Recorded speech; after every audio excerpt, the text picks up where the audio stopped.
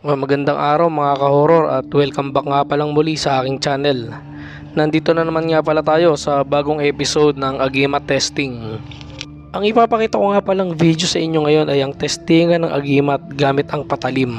At ang testingan na ito ay nanggaling sa antingerong nagmula sa Thailand at yung isa naman ay nanggaling sa antingero dito sa Pinas na si Agimat ni Paraon. Marami kasi ang nagre-request sa akin sa comment section ng mga video na ina-upload ko rito sa aking channel. At sinasabi nga nila na ang ipakita ko naman nga daw ay yung kay Agimat ni Paraon. At yun na nga, para naman mapagbigyan natin yung ating mga taga-subaybay na nagre-request ng Agimat testing ni Agimat ni Paraon ay magpapakita na tayo ng video ng testingan nito. Pero yung testingan na ipapakita ko sa inyo ay hindi mismo si Agimat ni Paraon ang gumawa.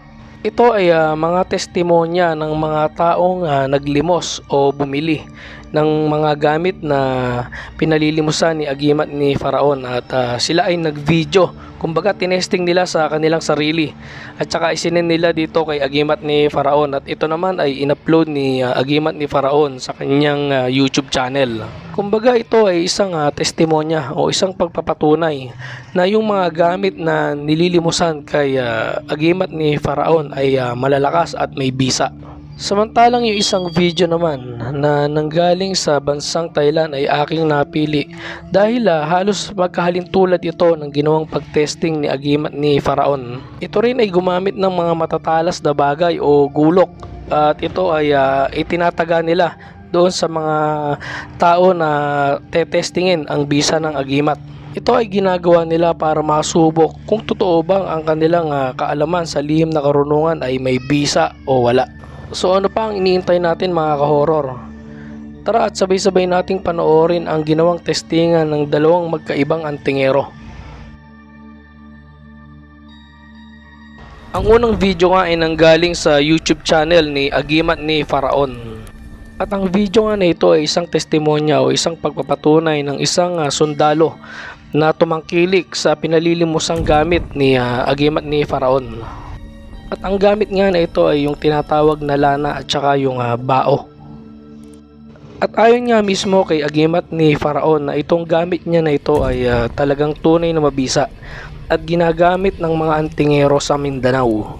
At ito rin daw gamit na ito ay matagal nang ginagamit ng mga katutubo mula pa noong unang panahon.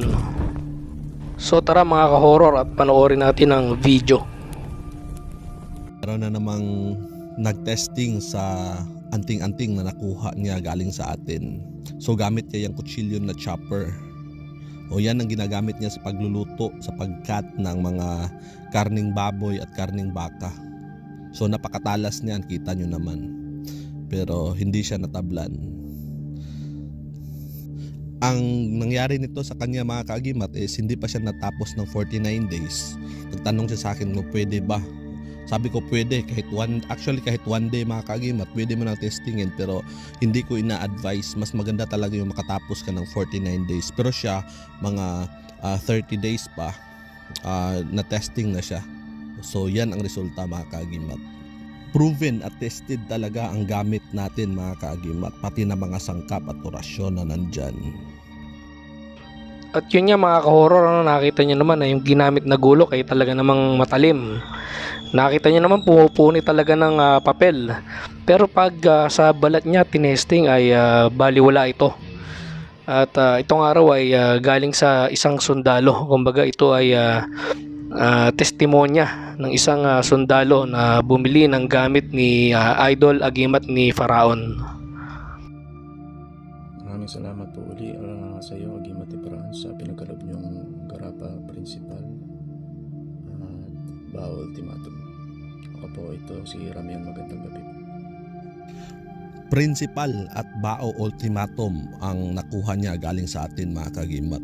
Pero ang laman yan, ingredients natin, mga orasyon at klase-klaseng sangkap. Pero ang nag-ukit niyang bao na yan mga kaagimat is pinagawa niya sa iba.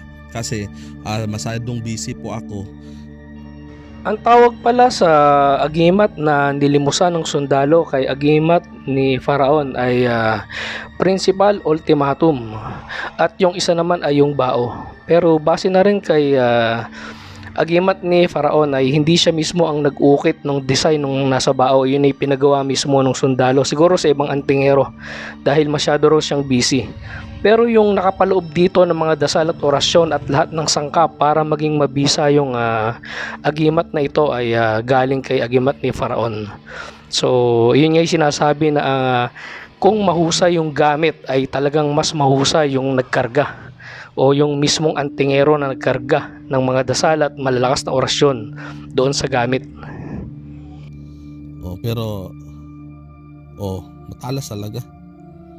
Kasi kung hindi, matibay kasi yan na klase.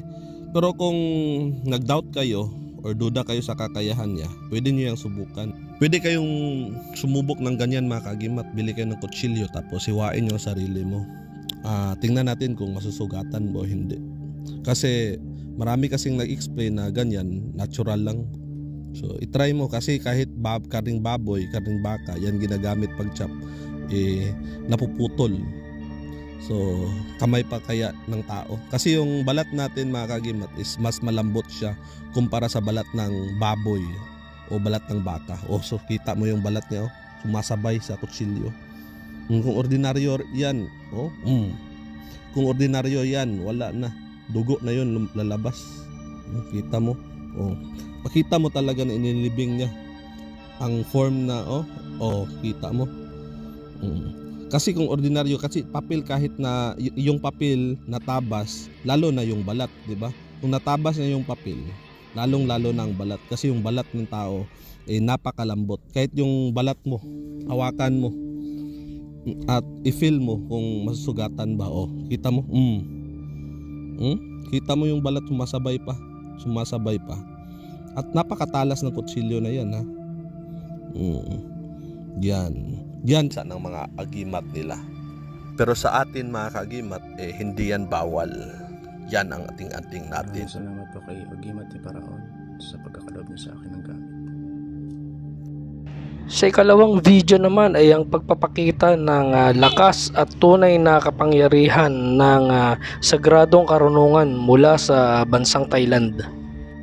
Ang testingan niya na ito ay gagamit rin ng matatalas na patalim at ito ay tataga doon sa mga tao o miyembro nila na nag-volunteer para masubok ang galing ng kanilang sagradong karunungan.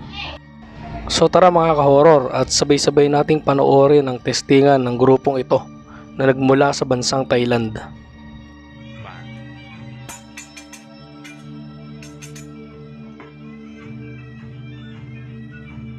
Makikita nyo nga sa video mga ka-horror na tetestingin muna nung lalaki yung gulok na hawak niya para ipakita kung gaano ba talaga ito katalim.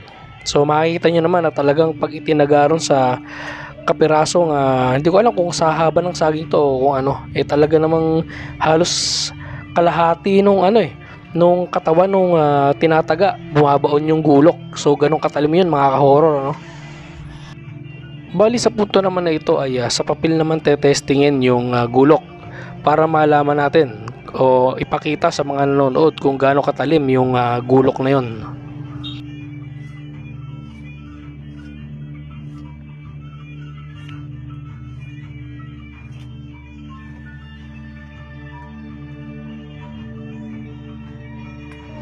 At dito nga ay tetestingin na nila yung kanilang sagradong karunungan sa mismong katawan ng tao. Tingnan nyo mga ka-horror, hindi tinatablan. Ayun, hinihiwa. Kalina nung hinihiwa sa papel yan, talagang makita nyo na yung papel napupunit. Pero ngayon hindi. At yan, pataga yung ginagawa ng mga ka-horror. Ayun, So talagang mahusay rin yung agimat ng Thailand. May nakasuot doon sa lalaki. Hindi ko alam kung ano yun, kung leklay ba yun o kung ano. Basta ang nakalagay lang dito doon sa video, yung caption niya is sagradong karunungan na nagmula sa Thailand. So ito sa pangalawang tao na to titestingin. Ano sa palagay nyo mga ka-horror? Tunay nga kaya at talagang may bisa ang agimat na tanga ng magkabilang grupo? At kung kayo naman ang tatanungin mga ka-horror, alin sa dalawang grupong ito ang mas may malakas na agimat na hawak? Yung kay agimat ni Faraon ba o yung grupo na nanggaling sa Thailand. Kayo na po ang bahalang humusga. Hanggang dito na lang mga ka-horror. At samahan nyo kaming muli sa mga susunod pa naming mga video patungkol sa mga agimat. Maraming salamat po.